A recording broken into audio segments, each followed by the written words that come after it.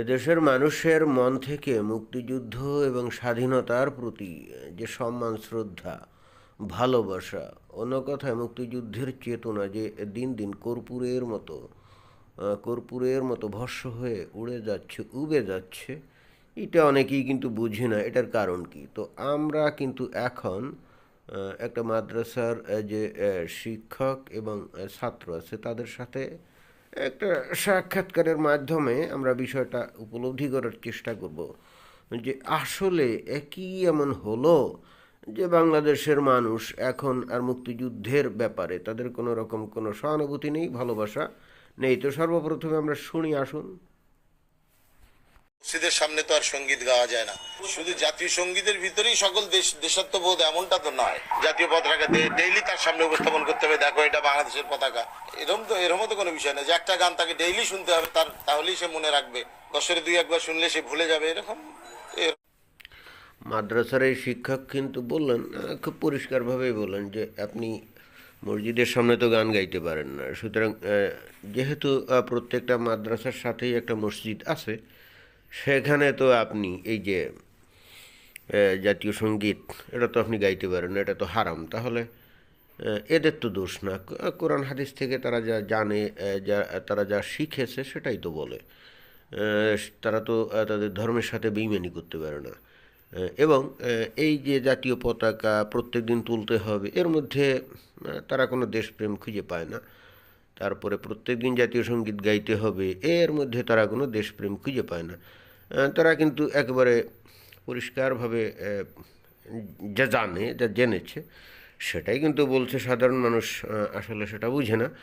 এবং এই একই কথাগুলো কিন্তু গোটা দেশের মানুষের সামনে গত কয়েক বছর না, দশকের পর দশক ধরে কিন্তু হুজুররা ওয়াজের নামে বলে গেছে। এরকম ওই শিক্ষাটা যদি আমার মধ্যে থাকতো পরিপূর্ণভাবে, তাহলে জাতীয় সঙ্গীতের চাইতো আমার ওই শিক্ষাটা সবচেয়ে বেশি ভালো হতো, যে শিক্ষাটা আমাকে বেশি দেশপ্রেম শিক্ষা দেয়। জাতীয়তা বোধটা আমার ভেতর জাগ্রত না হয়, আমার মধ্যে তো কোনো কিছু জাগ্রত হবে না। আসলে জাতীয় বোধটার সৃষ্টি হয় সবচেয়ে বেশি শিক্ষাটা ইসলাম।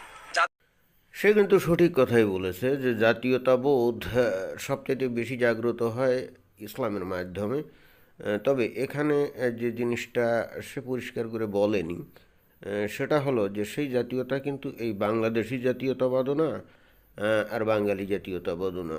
ইসলামে জাতীয়তাবাদ হলো একটাই, আর সেটা হলো মুসলিম জাতীয়তাবাদ, অর্থাৎ মুসলিম উম্মার প্রতি জাতীয়তাবাদ। এই জিনিসটা সৃষ্টি হয়। সুতরাং একজন মানুষ সে যদি মুসলমান হয়, তাহলে তার কাছে কিন্তু একটাই জাতীয়তা, সেটা হলো মুসলিম জাতীয়তাবাদ। এখানে ওই বাংলাদেশ, ভারত, পাকিস্তান, তারপরে America, England, Germany, France, Japan, চীন, এই ধরনের কোনো জাতীয়তাবাদ তার মধ্যে থাকে না, থাকার কথাও না। গোটা দুনিয়ার মুসলমান হলো একটা জাতি এবং সেই জাতীয়তাবাদটাই তার মধ্যে জাগ্রত হয়। এবং উম্মার প্রতি, অর্থাৎ গোটা মুসলমান পৃথিবীতে একটা সমাজ গঠন করবে যেটা হলো উম্মা, তার প্রতি তার যে প্রেম, সহানুভূতি, ভালোবাসা, সেটাই সৃষ্টি হয়। এখন এই কথাটাই কিন্তু সে আসলে বলছে। এবং যেহেতু তারা মাদ্রাসায় পড়ে আর এই বিষয়গুলোই যেহেতু তারা শিখে এবং আত্মস্থ করে, সেহেতু তাদের মধ্যে বাংলাদেশের জাতীয়তাবোধ, মানে যেটা নাকি আমরা বলি বাংলাদেশি বা বাঙালি, যাই বলি না কেন, এটার প্রতি তাদের কোনো রকম কোনো আগ্রহ জন্মে না।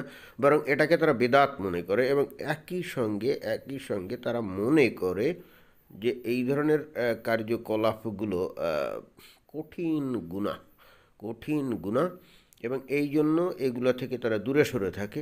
এবং তাহলে সাধারণ মানুষের মন থেকেও কেন এই বিষয়টা, অর্থাৎ এই দেশপ্রেম, জাতীয়তাবাদ, অর্থাৎ মুক্তিযুদ্ধের চেতনাটা কেন সরে উবে যাচ্ছে? এরা মাদ্রাসায় যে জিনিসগুলো শিখছে, এই একই কথাগুলোই তো হুজুররা প্রতিনিয়ত ওয়াজে বলে যাচ্ছে, তাই না? এবং শুধু তাই না, এরা সাধারণ মানুষ যখন নামাজ পড়তে যায় মাদ্রাসা ওই মসজিদে, তখন কিন্তু হুজুররা ওই একই কথাগুলো বলে যায়। তাহলে তার ফলাফল কি হবে? এবং সেই ফলাফলটাই তাই তো আমরা এখন দেখি। জাতীয়তা বোধ আপনার ভিতরে জাগ্রত হবে, এরকম কোন মানসিকতা থেকে কিন্তু এই সঙ্গীতের প্রবর্তন করা হয়নি। জাতীয় সঙ্গীত প্রবর্তন তো জাতীয়তাবোধের মানসিকতা থেকেই করা হয়েছে। কিন্তু আমি মুসলিম হিসেবে আমার ধর্মীয় মূল্যবোধটাকে আপনি পাশ কাটিয়ে শুধু এক চাটিয়ে একটা জাতীয় সঙ্গীতকে সেটা আমার উপরে চাপিয়ে দিয়ে সেটাকেই বলবেন সেটাকে গাইতে হবে, এটা তো আমার উপরে, আমি অবশ্যই আমার উপরে কর্তব্য বা আবশ্যকীয় করে নিব না। এই হবু হুজুর মানে হচ্ছে এরা তো এখনো ছাত্র, পুরো হুজুর হয়নি, ভবিষ্যতে হবে। এই জন্য হবু হুজুর সে কিন্তু খুব পরিষ্কারভাবে বলল যে জাতীয়তাবোধের মাধ্যমে যে মানে জাতীয় সঙ্গীতের মাধ্যমে যে জাতীয়তাবোধ তৈরি হবে এটা তা সে বিশ্বাস করে না। এবং যখন তাকে বলাই হলো যে দেশপ্রেম বা জাতীয়তার প্রতি ভালোবাসার বা দেশপ্রেমের প্রতি উদ্বুদ্ধ করার উদ্দেশ্য নিয়েই তো জাতীয় সঙ্গীত রচিত হয়েছে, যখন তাকে বুঝানো হলো তখন সে কিন্তু সাথে সাথে পাল্টা ব্যাখ্যা দিল যে সে তো মুসলমান, এবং মুসলমান হিসাবে ইসলামী একটা মূল্যবোধ, একটা আদর্শ আছে।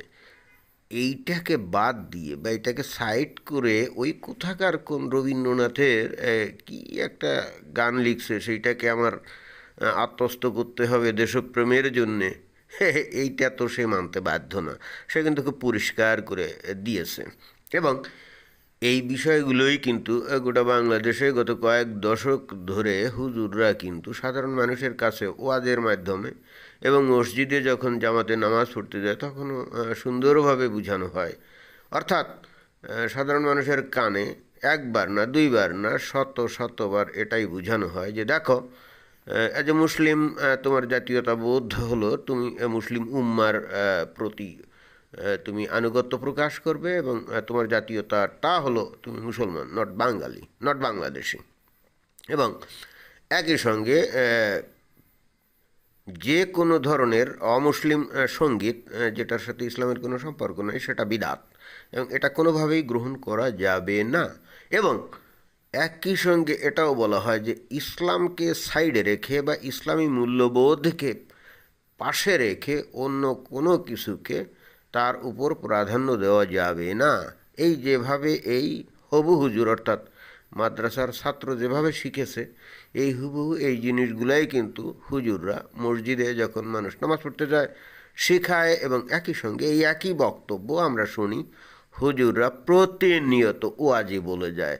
তো মানুষ, ধর্মপ্রাণ মানুষ অবশেষে কার কথাকে গুরুত্ব দিবে, কার কথাকে গুরুত্ব দিবে এবং কোনটাকে গ্রহণ করবে?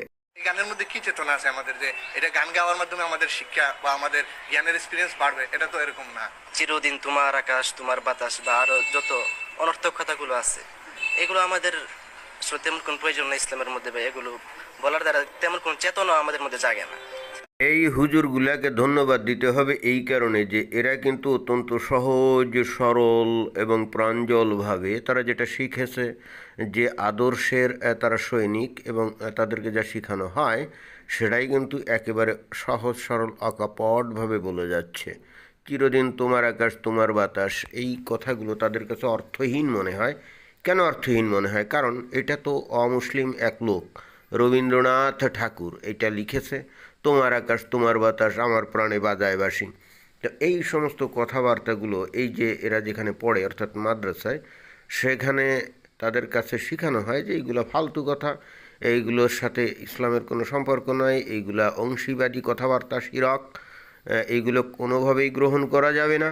এবং যেহেতু গ্রহণ করা যাবে না, সুতরাং এইগুলো কোনো মুসলমান ছাত্রের কাছে বা মুসলমানের কাছে গ্রহণযোগ্য হতে পারে না। এরা কিন্তু অত ডিপ্লোম্যাটিক না, এরা কিন্তু ওই ধরনের অত চালাকও না, যে কারণে তারা কিন্তু যা শিখেছে যা শুনেছে সেটাই অকপটে স্বীকার করে যাচ্ছে। এখন যারা নাকি নিজেদেরকে চালাক মনে করে, ডিপ্লোম্যাটিক মনে করে, বাংলাদেশের যে সমস্ত বিভিন্ন দলের নেতারা আছে বা যে শিক্ষিত সমাজ আছে যারা আবার নিজেদেরকে মডারেট মুসলিম বলে মনে করে, তারা তো আসলে একটু ডিপ্লোম্যাটিক ওয়েতে কথাবার্তা বলে, তারা নানা কায়দায় এর সাথে ইসলামের কোনো সংঘর্ষ খুঁজে পায় না। কিন্তু ভালো কথা, তারা খুঁজে পায় না, ভালো কথা। কিন্তু তারা যে মসজিদ মাদ্রাসাগুলোকে তারা লালন পালন করে, দান সৎকা দিয়ে লালন পালন করে, এবং যেখানে নাকি এই ছাত্রদেরকে পড়াশুনো করানো হয় অর্থাৎ মাদ্রাসায়, তাদের তো দেখা উচিত যে সেখানে আসলে কী পড়ানো হয়, কী শেখানো হয়। তবে অবশেষে একটা কথা বলতেই হবে, এই যে ছাত্ররা যে সমস্ত কথা বলছে তারা তো ইসলামের বিষয়ে শিখছে, এরা তো ইসলাম বিরোধী কোনো কিছু শিখছে না। সুতরাং দেশের নেতারা বা মডারেট মুসলমান নিজেদের যদি মুসলমান মনে করে, তাহলে তাদেরকেই এখন খুঁজে বের করতে হবে আসলে তারা কোন লাইনে থাকবে। তারা কি ইসলামের লাইনে থাকবে, নাকি নামে মুসলমান হবে অথচ ইসলামের যাবতীয় বিধিবিধান, বিশ্বাস, আকিদা, আদর্শকে দূরে ছুঁড়ে ফেলে দেবে।